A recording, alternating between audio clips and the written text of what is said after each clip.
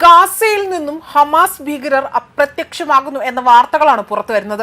ഇറാനും ഇസ്രായേലും തമ്മിലുള്ള വെടിനിർത്തലിന് ശേഷം ഹമാസ് ഭീകരർ സ്വന്തം ജീവൻ നിലനിർത്താൻ വേണ്ടി ആ ഒരു നെട്ടോട്ടത്തിലാണ്.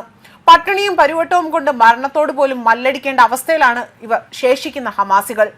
ഭീകരരുടെ അഭാവം, തുരങ്ക ശൃംഖലയുടെ തകർച്ച, സഖ്യകക്ഷികളായ ഇറാന്റെ പിന്തുണയില്ലായ്മ എന്നിവ കാരണമാണ് ഇത്തരമൊരു അവസ്ഥ ഇവർക്കുണ്ടായത്. ഗാസയിൽ ജീവിക്കാൻ കഴിയാത്ത അവസ്ഥയാണ് എന്നും ഹമാസികൾ പറയുന്നു. ഗാസയിലെ മാനുഷിക പ്രതിസന്ധി കാരണം അന്താരാഷ്ട്ര തലത്തിൽ വെടിനിർത്തലിനായി സമ്മർദ്ദം വർദ്ധിച്ചുകൊണ്ടിരിക്കുകയാണ് എന്നും അതിനാൽ തന്നെ ഹമാസുമായി അടുത്ത 3 വൃത്തങ്ങൾ പറയുന്നു. കലാപകാരികളായ പ്രാദേശിക ഗോത്രങ്ങളുടെയും നിരന്തരമായ ഇസ്രായേലി സൈനിക സമ്മർദ്ദത്തിന്റെയും മുന്നിൽ ഹമാസ് ഭീകരർക്ക് പിടിച്ചു നിൽക്കാനാകുന്നില്ല എന്ന റിപ്പോർട്ടുകൾ അടക്കമാണ് പുറത്തു വന്നിരിക്കുന്നത്. അടിയന്തര ഭീഷണി നേരിടൽ വിമത നേതാവായ യാസർ അബ്ദു ഷെബാബിനെ കൊല്ലാൻ ഹമാസ് തങ്ങളുടെ ചില ഭീകരരെ അയച്ചിട്ടുണ്ട് എന്നും ഹമാസ് വൃത്തങ്ങൾ പറയുന്നുണ്ട്.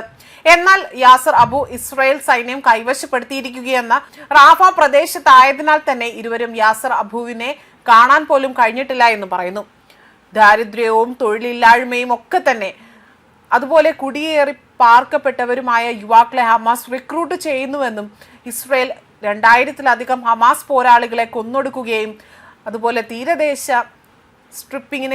അതിന് കീഴിലുള്ള 100 കണക്കിന് മേൽ തുരങ്കങ്ങൾ നശിപ്പിക്കുകയും ചെയ്തതായും ഇസ്രായേൽ സൈനിക ഉദ്യോഗസ്ഥർ വ്യക്തമാക്കിയിരുന്നു.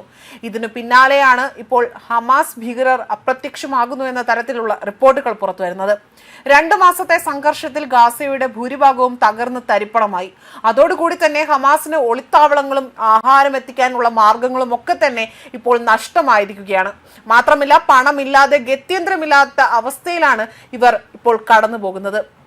മാത്രമല്ല, US പ്രസിഡന്റ് ഡൊണാൾഡ് ട്രംപിന്റെ പശ്ചിമേഷ്യ പ്രതിനിധി സ്റ്റീവ് വിറ്റ്കോഫ് സമർപ്പിച്ച വെടിനിർത്തൽ നിർദ്ദേശത്തോട് പ്രതികരിച്ചുകൊണ്ട് ഹമാസ് രംഗത്ത് വരികയും ചെയ്തിരുന്നു. നിരവധി പാലസ്തീനി തടവുകാരെ വിട്ടയക്കുന്നതിന് പകരം 10 ഇസ്രായേൽ ബന്ദികളെയും 18 മൃതദേഹങ്ങളും വിട്ടയക്കാമെന്നാണ് ഹമാസ് അറിയിച്ചിരിക്കുന്നത്.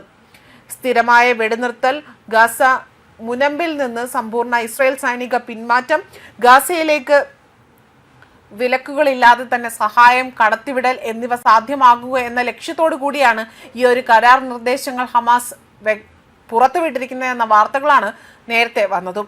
പുതിയ നിർദ്ദേശത്തോട് ഇസ്രായേൽ ഇതുവരെയും പ്രതികരിച്ചിട്ടില്ല.